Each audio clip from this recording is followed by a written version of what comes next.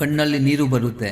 ಸ್ವಲ್ಪ ಸಮಯ ಮಾಡಿಕೊಂಡು ವಿಡಿಯೋ ಕೊನೆವರೆಗೂ ನೋಡಿ. ದಾಬಾಸ್ಪೇಟೆ ಬಳಿ ಇರುವಂತಹ ಎಷ್ಟೋ ಶತಮಾನಗಳ ಇತಿಹಾಸ ಹೊತ್ತ ನಿಜಗಲ್ ಬೆಟ್ಟ, ಶೂರಗಿರಿ ರಸಸಿದ್ಧರ ಬೆಟ್ಟ ಅಂತ ಕೂಡ ಪ್ರಸಿದ್ಧ. ನಮ್ಮ ದೌರ್ಭಾಗ್ಯ ಎಂತಹದು ಅಂದ್ರೆ ಇದೇ ಬೆಟ್ಟದ ಮಧ್ಯದಲ್ಲಿ ಮುಸ್ಲಿಂ ದರ್ಗಾನೂ ಇದೆ, ತುದಿಯಲ್ಲಿ ಮುಸ್ಲಿಂ ಮಂದಿರನೂ ಇದೆ, ಇನ್ನೂ ಜೀವಂತವಾಗಿ ಕೂಡ ಇದೆ. ವಿಚಿತ್ರ ಏನು ಅಂದ್ರೆ ನಮ್ಮ ಹಿಂದೂಗಳು ಕೂಡ ಅಲ್ಲಿಗೆ ಹೋಗ್ತಾರೆ, ಕೈ ಮುಗಿದು ಬರ್ತಾರೆ.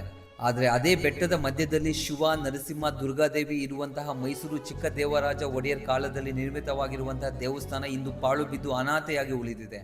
ಅದು ಮಾತ್ರ ಯಾರ ಕಣ್ಣಿಗೂ ಬಿದ್ದಿಲ್ಲ. ಅಳಿಸಲಾಗದ ಇತಿಹಾಸ ಹೊತ್ತ ಬಂಡೆಗಳನ್ನು ಹತ್ತಿ ಇದೇ ತಿಂಗಳು ಫೆಬ್ರವರಿ ದಿನಾಂಕ 7ರಂದು ಶನಿವಾರ ನಮ್ಮ ತಂಡ ಈ ದೇಗುಲವನ್ನು ಸ್ವಚ್ಛ ಮಾಡಿ ನಮ್ಮ ಹಿರಿಯರು ಕೊಟ್ಟ ಪರಂಪರೆಯನ್ನು ಉಳಿಸಲು ಹೋಗ್ತಿದ್ದೀವಿ. ದಯವಿಟ್ಟು ಪ್ರತಿಯೊಬ್ಬರು ಈ ವಿಡಿಯೋವನ್ನು ಆದಷ್ಟು ಶೇರ್ ಮಾಡಿ. ಬನ್ನಿ, ಒಂದು ದಿನ ಸಮಯ ಕೊಡಿ, ಒಂದು ದಿನ ಶ್ರಮ ಮಾಡಿ, ಒಂದು ದಿನ ನಮ್ಮ ಧರ್ಮಕ್ಕಾಗಿ ನಿಲ್ಲಿ. ಇದು ಕೇವಲ ಕಣ್ಣಿಗೆ ಹಸಿರು, ಮನಸ್ಸಿಗೆ ಶಾಂತಿ ಕೊಡುವ ಸುಂದರವಾದ ಬೆಟ್ಟ ಮಾತ್ರ ಅಲ್ಲ. ಶತಮಾನಗಳ ಹಿಂದೆ ರಾಜರು ಭಕ್ತಿ, ಸಂಸ್ಕೃತಿ, ಐತಿಹಾಸಿಕ, ಧಾರ್ಮಿಕ, ಸಾಂಸ್ಕೃತಿಕ, ಶೈಕ್ಷಣಿಕ, ರಾಜಕೀಯ, ಸೈನಿಕ ತರಬೇತಿಗಳಿಗಾಗಿ ಸ್ಥಾಪಿಸಿದ ಭವ್ಯ ಕೋಟೆ ಇದು. ಆದ್ರೆ ಈ ದಿನ ಪೂಜೆ ಮಾಡೋ ಜಾಗದಲ್ಲಿ ಸಾರಾಯಿ ಬಾಟಲಿಗಳು, ಭಕ್ತರು ಕೂರೋ ಜಾಗದಲ್ಲಿ ಗುಟ್ಕಾ ಗಾಂಜಾ ಪ್ಯಾಕೆಟ್ಗಳು. ಪ್ರತಿದಿನ ನೂರಾರು ಜನರು ಪ್ರಕೃತಿ ಸವಿಯೋಕೆ ಇಲ್ಲಿಗೆ ಬರ್ತಾರೆ. ಫೋಟೋ, ರೀಲ್ಸ್, ಮೋಜು ಮಸ್ತಿ ಎಲ್ಲವೂ ಆಗುತ್ತೆ.